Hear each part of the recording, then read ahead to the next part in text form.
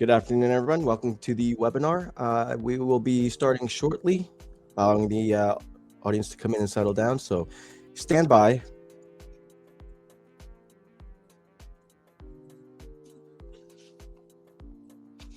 want to remind the audience, if you have any comments or questions for our guest speaker, please feel free to drop them in the chat, and we will address them during the Q&A as we have time.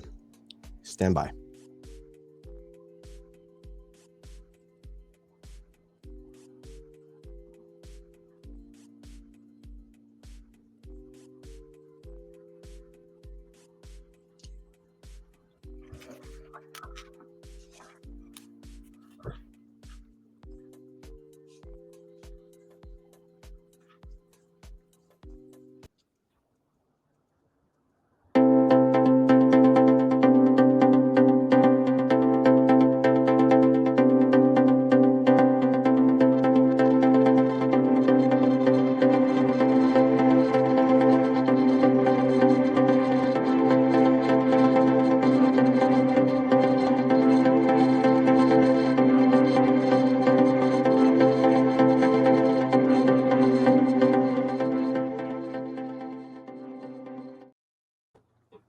Good afternoon and welcome to this Inbound Logistics webinar series presented by Inbound Logistics Magazine. Today, our guest is Mike Armanious, CEO of Datex, and here's our host, Amy Roach. Thank you, Jeff, and welcome, Mike, of course, and to everyone joining us today in the audience. We have a great discussion lined up. It's very topical, very timely. I think everyone listening here knows that 3PLs today face really relentless pressure to scale quickly, to onboard diverse clients, and stay competitive in what is a highly volatile market. WMS, of course, is a key technology in that quest. And sometimes companies discover some critical WMS capabilities, unfortunately, a little bit after the challenges when it's too late. And what we want to do is maximize what we can do with WMS and avoid that scenario. So Mike and I are going to explore today how you can level up your WMS to help everyone here who might be evaluating a new WMS or looking to optimize your existing WMS. But before we jump in, Mike, I'm just going to ask you to introduce yourself, give us a little bit of background on yourself and on Datex. And I know you have vast experience with WMS implementations, so just tell us a little bit about that. Sure. Good afternoon. My name is Michael Armanious. I'm the president and CEO of Datex. Been with the company for over 25 years. In this role for the last, let's say, like 2.5 years now. So very excited to be here. Datex has been in the warehousing and software space for 40 plus years. So we've been around a very, very long time. And in the last couple of decades, we've been primarily focused on solving problems and coming up with technology solutions that are specifically geared towards the third-party logistics industry. So our bread and butter, I would say, more than 85% of our customer base are third-party logistics providers in different verticals, right? So it could be in life sciences, in apparel, in precious metals, cold storage, but that's been our forte. And our solutions range from software to some automation, material handling, hardware components as well. But it's an all-encompassing solution that's geared towards this industry. Fantastic. All right, well, let's dive in. What I do want to start is to talk about some of the pressures that are facing 3PLs today. And scaling smarter is obviously a big one. So, talk a little bit about what scaling smarter means and tell us why you think that's such a big pressing issue for 3PLs today. Sure. I mean, the big thing when you talk to a third-party logistics provider, unlike a distributor or wholesaler, their business is dynamic, right? So they're what they have today in their facility can vary greatly in 3 months from now because they're kind of under pressure of gaining new customers, or customers leave and then they gain new business. So that scaling smarter concept is the ability as a third-party logistics provider to be nimble, to be agile, to be able to change quickly based on the demands of their clients, right? When the big elephant in the room years ago was Walmart, right? Walmart was kind of setting the standards when it came to how logistics is done, how to get things to retail, to the stores, and so forth. And now the big the marker is Amazon. And so the third party logistics providers have to be able to compete with that level of automation and the logistics standards that Amazon is putting in place. So when we're talking about scaling smarter, is how does a 3PL provide the same level of service, the same level of transparency, visibility, adaptability that large distributors, wholesalers are doing, immediately. So one of the things that we look at when it comes to the scalability of a third-party logistics provider is how do they do that? How did they come up with that scalability factor? And some of it is, the infrastructure. So whether it's your warehouse space, the type of space you have, but in addition to that, it's technology. And what we found in the last probably 15 years or so, and it's becoming more and more relevant, is that using technology, using and relying on your tech stack that you're providing is your competitive advantage to be able to scale. So whether the customer's asking you to, just store some inventory or provide a various number of value-added activities that they want you to do within the four walls of your warehouse.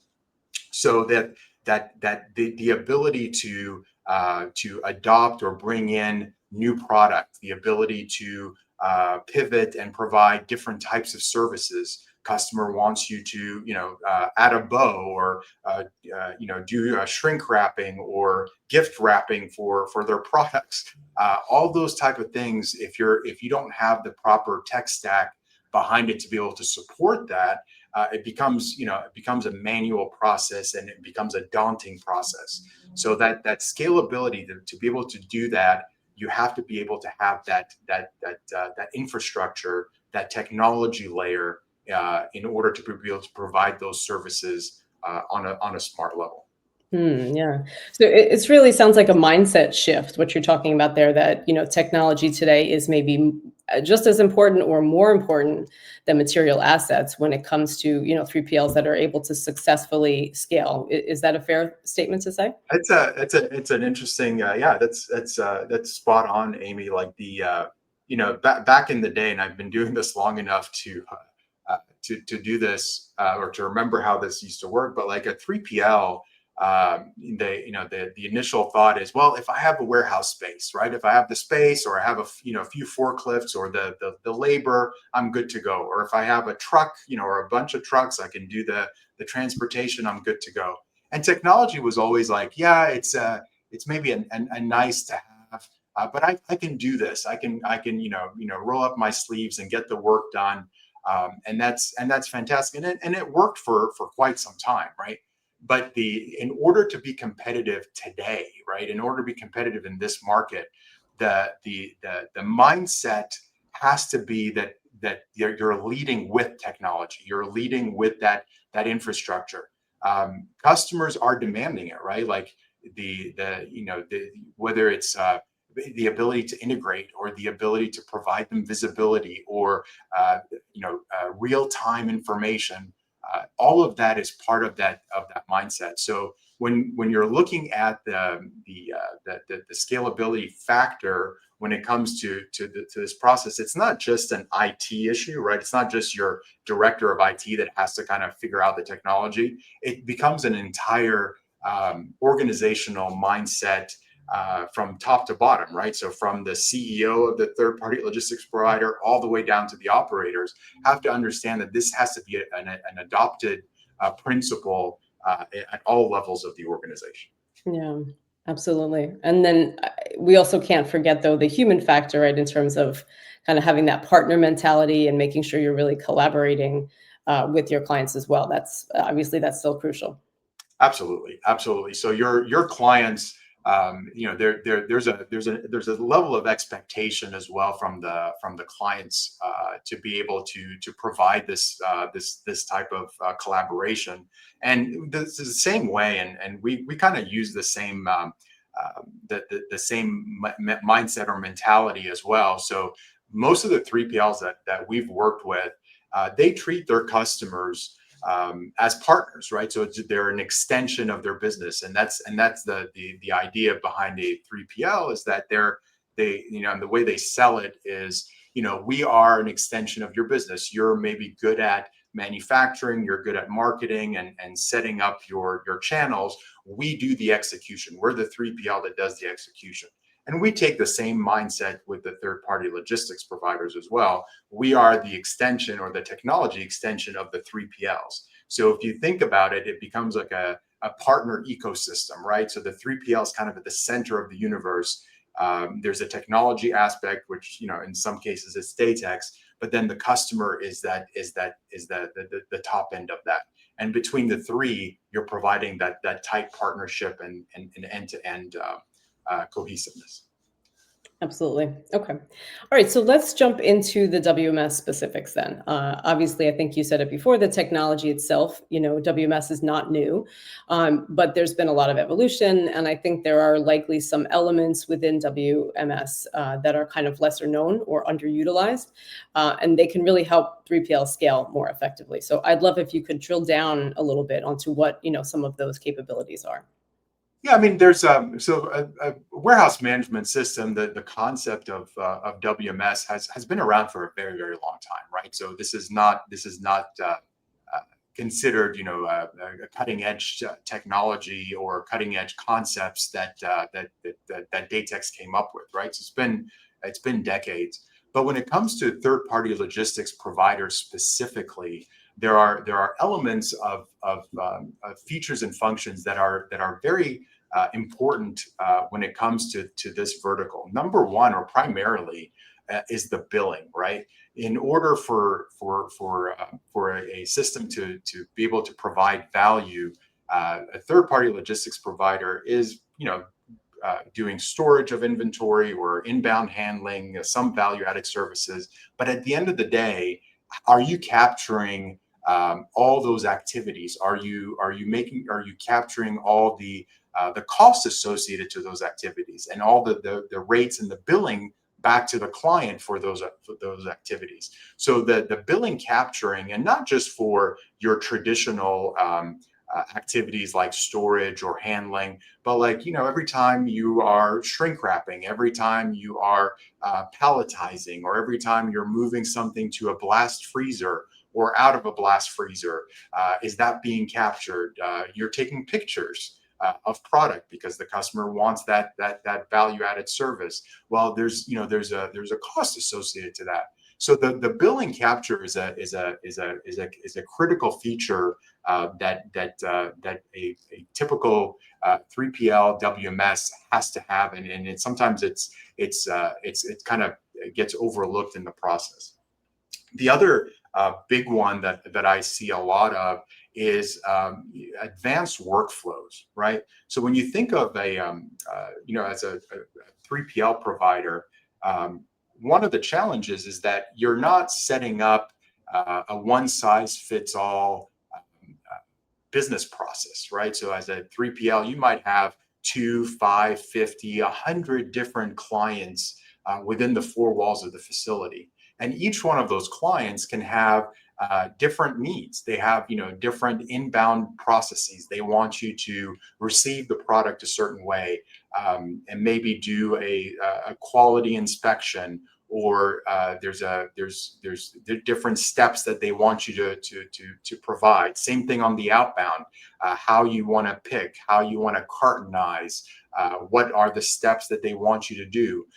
And when you have that for one client, that's easy enough. But when you multiply that by 50, 100, 200 different clients within the four walls of the warehouse, these advanced workflows that need to be embedded within the product become critical, because now I need to be able to not only have different workflows, right, depending on the client, but I need to be able to have these complex, if then and business processes established for not only one customer, but like the 50 or 100 different customers. And they can vary tremendously based on the product, the commodity, how the customer wants you to handle the product, and then who you're shipping the product to. So for example, you might have different workflows if you're shipping to Walmart or a major retailer. Well, that can follow a different path depending on not only on your client, but also on the retailer or the end customer, the ship to customer that's at the end. Another thing that I find to be maybe not necessarily a feature of the WMS per se, but the underlying architecture of the solution is having, as part of the WMS solution, as part of a core feature of that, would be a low code platform, right? And when I say that, it's this term is being thrown around a lot in different circles. But one of the key challenges to a 3PL is that they're ever evolving, right? Nothing stays the same, from initial implementation and as time progresses. And customers come to the third-party logistics providers with different needs. They have they want to be able to make changes. They want to make some enhancements, add new integrations. So having a WMS that has a low-code platform engine that's embedded within the solution itself allows these third-party logistics providers to make changes, to be dynamic. So as requests come in from their clients, they can go on their own and make those changes right into the system without having to make any source code changes or having to do a huge, hiring developers and hiring a huge staff. So that becomes a critical path to be able to provide that flexibility, that agility, embedded right within the WMS itself. And then the last thing that I would say would be a huge winning strategy when it comes to some of these features is the ability to have a cloud-based solution. And that's been kind of the buzz as well. Whether should I host this on my servers? Should I have this hosted externally? One of the things that make a WMS specifically for 3PL beneficial, especially if it's cloud-based, is that gives our clients and third-party logistics providers in general the ability to scale as well. So when it's cloud-based, you're not dependent on your internal infrastructure. You're not dependent on limitations of your hardware, and then also it gives you peace of mind and security when it comes to cyber attacks, ransomware, hacks, and so forth. And that becomes a huge benefit and advantage as well. Okay. Okay. There's a lot there. So I want to just make sure I'm getting everything here. There's a lot of complexity. So I think it seems like the overarching message is that some of these really advanced features, and correct me if I have this wrong, but some of these advanced features, maybe in the past, 3PLs were sort of scared off of using them because there did seem to be, or there was this really complex back end that had to happen in order to enable those, capabilities, or just that they were, trying to sort of in a rush to get up and running and maybe overlooking more of these advanced things. So is it fair to say that now, because there are systems that are low code and that are, cloud-based, it's much easier to access all of these more advanced and more complex features? Do I have that right? Yeah, I mean that's a good point. So the barrier of entry has kind of been reduced, right? So when we're talking about these advanced features, back in the day, it's you kind of set up the base or core functions, right? You're like, okay, we need to be able to receive the product, store it, and then ship it out, and we're calling it a day. When with the way the platforms are designed, having the ability to do this this low code technology or this low code platform as embedded into the product, we're giving the third party logistics providers a lot more tools and a lot more capabilities, which add to their competitive advantage, right? So that's that. At the end of the day, the name of the game is we want to be able to attract high value clients. We want to be able to retain them as a third party logistics provider. And then we want to be able to provide them with additional value added services that our competitors are not doing. And how do we do that, right? So we can do that by the assets, by the space and the type of space that we're providing, and then also by the technology that what kind of reporting do I provide, what kind of integrations can I give you, is there some automation, robotics, things that we can provide as a value add that potentially your competitors are not doing. Got it. Okay, great. I'm going to segue a little bit here. I know you and I were chatting the other day in the lead up to the webinar, and I think you mentioned that WMS implementations are not for the faint of heart. And I like that phrase, and I'm sure that resonates with everyone who's listening today. So tell us then, what are some keys to having a successful WMS implementation, and especially for 3PLs that have, like you mentioned, complex operations or constantly shifting in between clients of different verticals?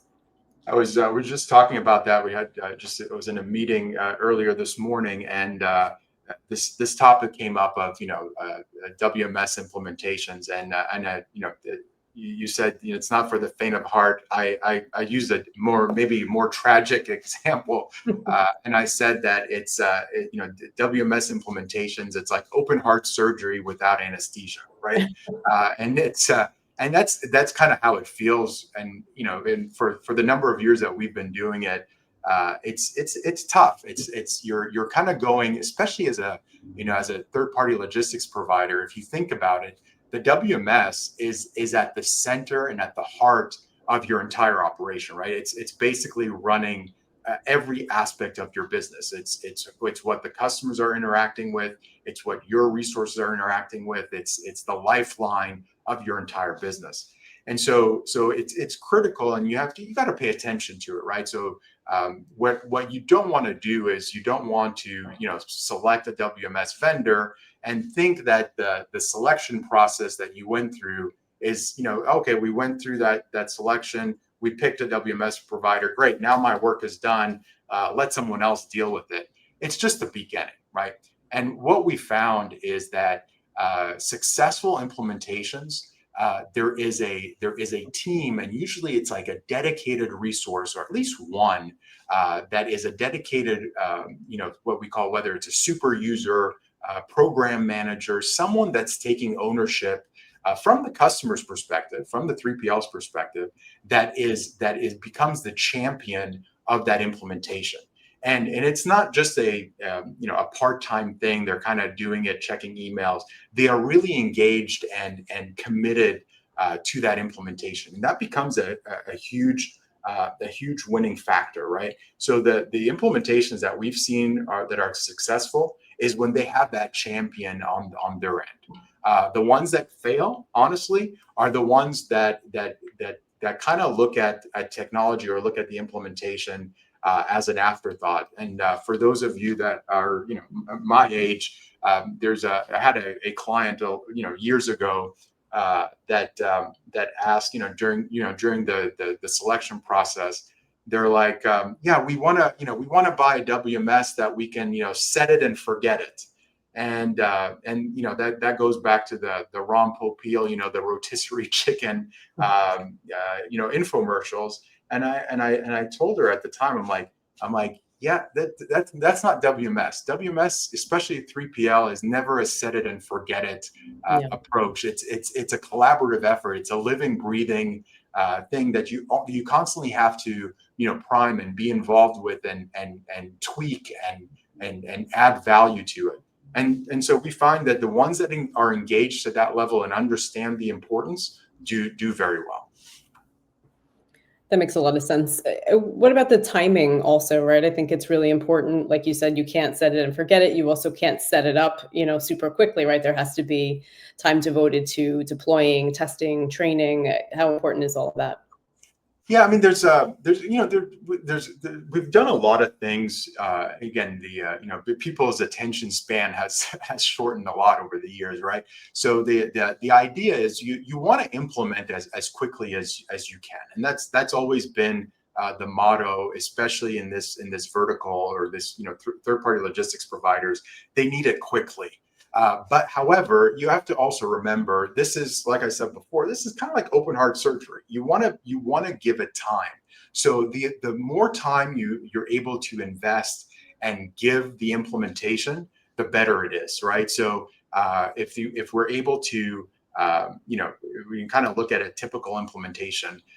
Giving it 3 months, 6 months, 9 months is pretty standard, especially when you have to deal with integrations. If your client wants you to integrate into their ERP, or they have EDI requirements, or you want to integrate into robotics or other levels of automation, you want to test, right? So even if all of this stuff is available right out of the box, right, you still want to have time to test. You still want to have time to train your resources. You want to think about exceptions, like what if this happens? Have we considered this scenario?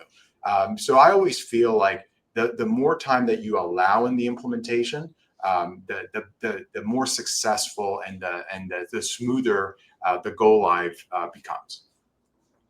Absolutely.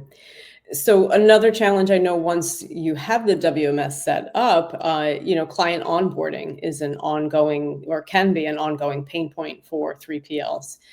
We've been talking about scaling, and obviously that comes into play here. So tell us a little bit about how a WMS can make it faster and more repeatable to onboard clients for 3PLs. Yeah, similar to your, you have resources, your employees as a third party logistics provider. You have your resources that you onboard, but on the flip side, when you let's say retain a new client and you want to bring them onto the system, that's part of the sales process, right? You want to make it as seamless as possible, as painless as possible for them. And so that engagement, when you want to bring them on, has to be simple, right? You have to be able to provide them with, and I think of wizards type of thing, right? Like you want to provide them with a set of instructions. Here are the things, here are your onboarding steps. Here's your checklist of things that we need from you, whether they're import files or basic questions as well. And part of this onboarding is also going to be a validation of what you quoted them as, as a 3PL, because a lot of times the rates that you set up and you establish are based on historical information, order profile details, number of lines, number of orders, how many picks, and so forth. So that engagement with the client becomes critical, and especially if there is if there are integration points that that your client wants to take a look at. So if they're bringing to the table, they're like, well, we have EDI requirements, or we want you to integrate into our SAP ERP or other ERP systems. All of that has to kind of be looked at, and we treat those 3PL client onboards essentially as mini projects, right? So each one of them is a project on its own, and how do we handle that? The successful 3PLs, and that's why in the beginning of our discussion I mentioned the low-code platform, is that we want to make sure as a third-party logistics provider that you're able to do that onboarding on your own. You don't want to be dependent on a vendor. You don't want to be dependent on a software company. You need to be able to do that onboarding, that collaboration, that partnership with your client as seamless and as easy as possible without involving any outside help. Yeah, those integration capabilities are obviously so key. So I'm wondering, would you advise 3PLs to kind of, I guess, have that discussion about integration capabilities with their WMS provider in advance? Like, if they're just now needing to add them to a pre-existing WMS, like what is the playbook there? Do you make sure that you have all of that in advance, or is that something that can be added on at a later date? Yeah, it's something that you can always be added on at a later date. But however, you want to make sure it's almost like you want to make sure that the plumbing is there, right? So when Yeah. when you're evaluating a 3PL WMS vendor, you might not, EDI or integrations might be down the line, but you want to make sure that it's there when you need it or when a customer requests it, right? So the concept of like open web APIs, Mhm. it's a term that gets thrown around out there. Basically, those are the hooks that have to exist within the platform or the system in order for you to be able to communicate with the outside world. So that open web API is important, and it has, you want to make sure that it's well documented. It's well, what are some of the native connections that the provider, the WMS provider, already created. So, do they have connections into Shopify, into other e-commerce platforms? What ERP connections have they done? What TMS or manifesting systems, UPS, FedEx, and so forth? What exists today, right out of the box? And those are good questions to ask when it comes to that level. What is the experience with EDI, right? EDI is another concept. I call it it's a 4-letter word in 3 letters, right? It's a necessary evil, but it's something that you have to, customers are demanding and requesting that all the time. I always find too that when it comes even from an integration, and we're seeing this more and more, having embedded AI functionality to be able to assist in that integration with your clients is huge as well. And we've been relying on that functionality as we're embedding it more and more into the platform, and our customers are seeing a huge benefit to that as well. And yeah, AI is that 2-letter word that has everyone's attention these days. I knew it would come up at some point. And maybe this is part of your answer, but I wanted to touch on, obviously, future proofing is sort of a buzzword, but given the rapid changes with AI and other technologies, I guess, are there things that the 3PLs can do to future proof their WMS? Obviously, it's a big investment. It's a crucial part of the tech stack. Kind of what does that look like? Yeah, I mean it's it's an interesting concept. I mean, my short answer is you never know. Like, so technology changes so much, right? So if you asked me this question 20 years ago, I would say, yeah, it's you're never going to have to do anything else. If you bought the technology 20 years ago, well, that's not the case. We all know that technology changes, things evolve over I want to say years, within months, things change rapidly. What we found is like to be, from a 3PL to be future proof, you have to work with vendors that are, that have that 3PL focus, right? So that's a primary thing, right out of the gate. What I'm also noticing is, and this is kind of the trend in the industry, is to have this versionless upgrade process, right? So as things are moving into the cloud, as things are becoming more agnostic from a platform perspective, the days of having to upgrade and what version are you on, and to be able to kind of keep up with that process, those concepts are kind of disappearing. So you want to look at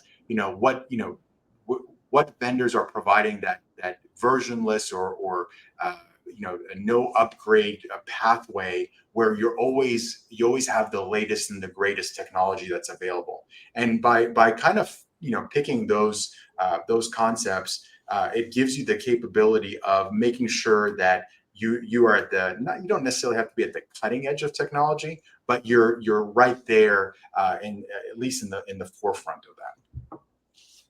Yeah. Okay, great advice. That's super helpful. So let's put it all together now and get a little case study time going. Could you share an example of a 3PL that took the right approach to scaling smarter with the WMS and saw, big results? Yeah, so the one that comes to mind, we've been working with a company for several years now, but it's a life science third party logistics provider named they're called Eversana. So a pretty large organization, and they kind of followed this path. And one of the things that I appreciate is again 3PL. But because they're in the life science world, they have a little bit of rigidity, right? So they have to, it needs to be an FDA compliant system. They have to follow some validation pathways. And so, which means at the end of the day, they need to document everything. Everything has to kind of go through what we call, user acceptance testing. So whether, things that we put in place as a requirement, okay, now it's documented as a requirement. What we deploy, does it match the original requirement? And if it doesn't, they'll make those modifications. And the advantage to kind of following a very disciplined approach like Eversana did is they kind of met all that checklist that I was talking about. They assigned dedicated program or project manager that became, the super user of the system. And they had other actors within the project, but they kind of took that approach. They said, okay, these are the champions of the project, and then they start digging into the process. And again, as a life science organization that's in 3PL. They looked at where whether the products are lock controlled, whether the products identify serialized items, is it nested or not? How do we deal with the validation question? How do we deal with nuances of there's a recall or there's a returns process, and how to deal with reverse logistics. So each one of those concepts, we took the time, they worked with us on defining what those requirements are, setting the deployment or the configuration of the solution, and then there was a feedback loop from them. They tested it, provided us the feedback. We did the modifications or the change, and then they went ahead and deployed. And the nice thing about this type of project is that because of the feedback loop, as maybe initially it was maybe a slower start, but then as all the parties got more comfortable, it was a much faster deployment, and they got the hang of things, and now they're doing things on their own, right? So they kind of took they took the reins and are able to do their deployment, to think through how the critical path in terms of setting up the requirements, and now they're doing a great job, and I think they're on their third or fourth warehouse at this point in terms of their go lives.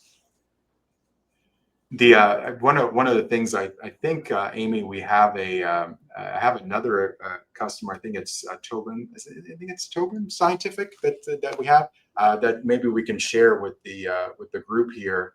It's just another example in the same vertical that will probably shed some light as well. Yeah, perfect.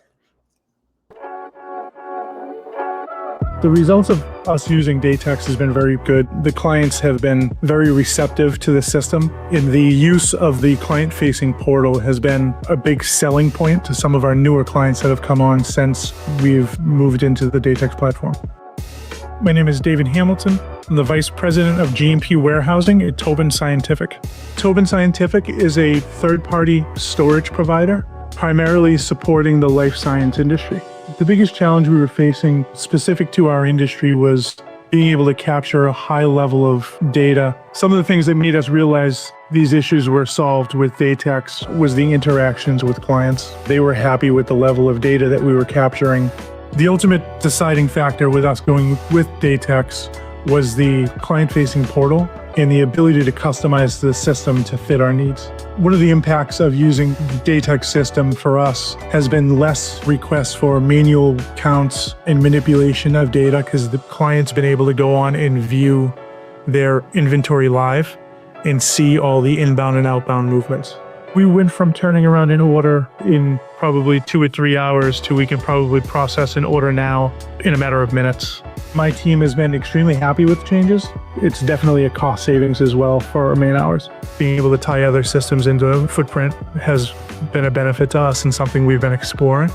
The ease of the system, it's very user-friendly. In my experience, I've worked through WMS implementations in the past that were 12 to 18 months start to finish. We were able to complete it within 6 months. I would absolutely recommend Datex. It's been very good for our business, and I can see us growing into Datex and Datex growing with us.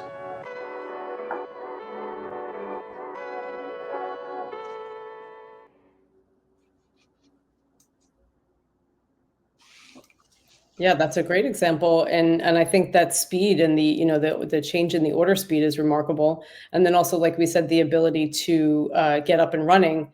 And I think he said 6 months rather than 12 to 18 months. So that's got to be huge for them.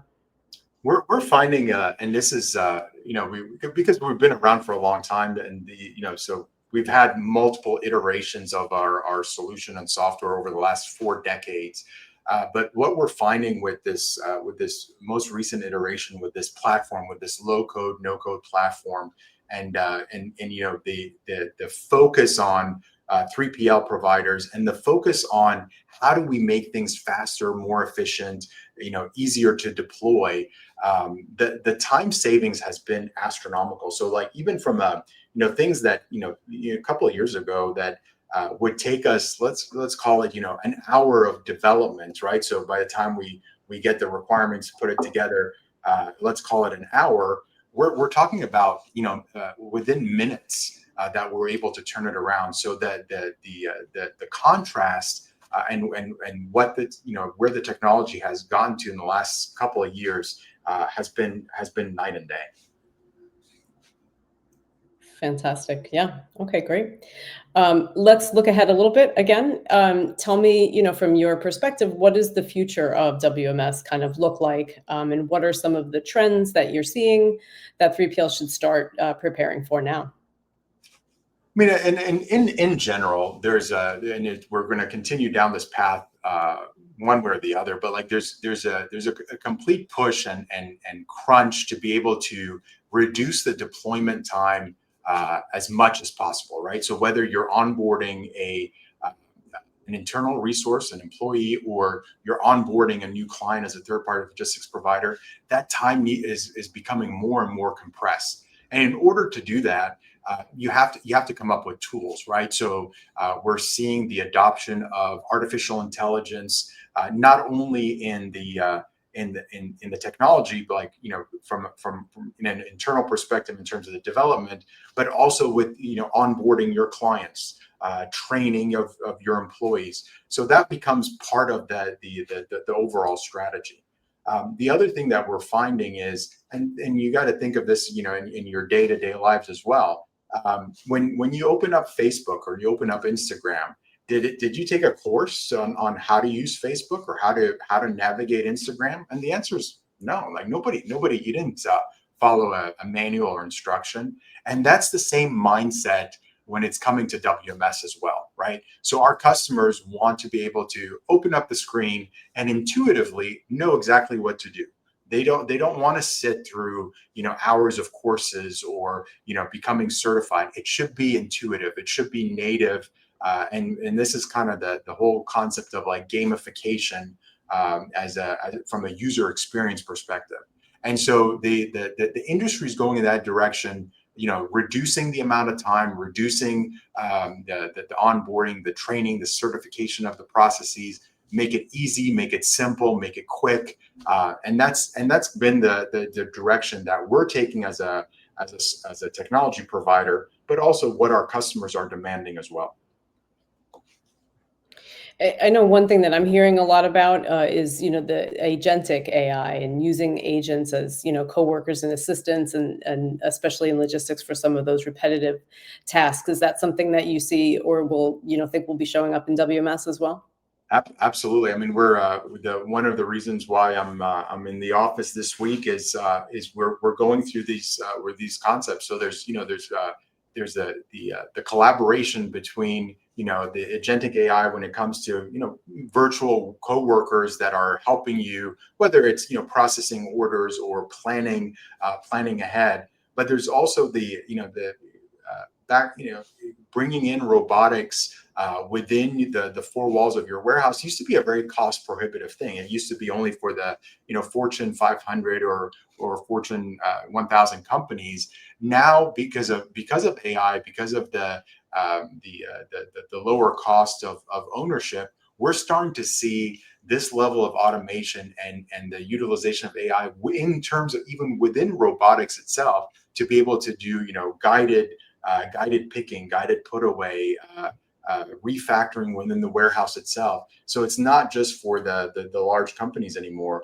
This is a concept. Again, AI is a concept that is with us to stay. This is and if we're able to adapt it within our day-to-day lives, especially when it comes to the WMS, I think it's going to be a success for everybody. Yeah, absolutely. That constant change. As soon as you get used to one part of AI, something else, pops up. So I think we'll all be watching that closely. Yeah, it's funny, Amy, that you mentioned that. Like we're talking about, how do we adapt? Make sure that we have the right elements of AI. And the developers I have are kind of getting frustrated. You're like, you do realize that 3 weeks from now, what we're discussing today, it's going to be obsolete. And I'm like, yeah, I know. So it's moving at a fast pace.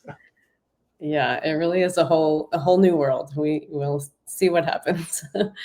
All right, great. Well, I've really enjoyed this discussion. I think you've given our listeners some really good practical insights and takeaways. I do have a few questions that have come from the audience, and we do have a little bit of time. If anyone else listening has another question, you can feel free to put it in the comments, and we will ask Mike. But the first one we have here is, what are some of the mistakes or pitfalls that 3PLs make when selecting a WMS? That's a good question. My initial reaction to that is, not doing your full due diligence, right? So when you're selecting a WMS, there's a lot out there. There are a lot of different options, and what I found is that if you don't necessarily do your homework and go down into the depth of detail in that selection, you end up getting burned at the end. And what I mean by that, from a due diligence perspective, it's not necessarily just pricing or just features and functions that does this WMS do receiving, or does that one do put away? It's what is their technology stack, right? Like what does that database structure look like? What are they, how do they handle cyber security? Is the database set up specifically for third-party logistics providers, or is it an afterthought? What is the provider's level of expertise in my vertical? What does the implementation team look like? What does their support look like? So I find that that level of due diligence, it's critical in your selection. And the reason I bring it up as a due diligence, we do the same thing when we select our customers as well, right? Like I said in the beginning, it's open heart surgery. You want to make sure that we're a good fit for each other. We want to eliminate or reduce or mitigate risk of failure. So there's that selection, that marriage, right? That partnership. And when you're making that decision, you want to make sure that you go down as deep as possible in not looking just at the superficial feature functions, but understand who you're getting in bed with and who you're getting into that long-term partnership with. Okay. You touched on it a little bit, but another audience question was, what are some questions that you should ask of all WMS providers? That's a good one. So some of the questions that I would say that you should ask is what's your primary focus, right? So if you're is your WMS geared towards a specific vertical, or is there specificity or functionality that's geared specifically for from a 3PL perspective? The other thing is, what are the hidden costs? Right? Like, what is it that you're not telling me? So you've provided me a proposal, and you've given me stuff. What haven't I asked? What are some of the things that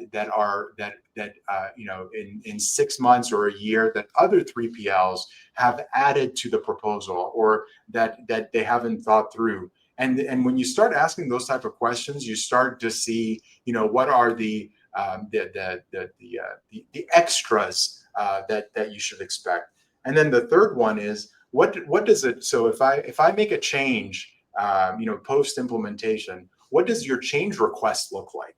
How do you follow that change management? How how long should I expect this to take? From inception to the end. So those are some of the things that people don't necessarily think about when they're in the initial selection, but it's how that relationship is going to be managed post selection. Fantastic. Okay, great. Well, thank you for taking those questions. And my last question to you is just, is there anything else on this whole topic that you'd want to touch on that we did not already cover? No, I mean, the only thing that I would say is,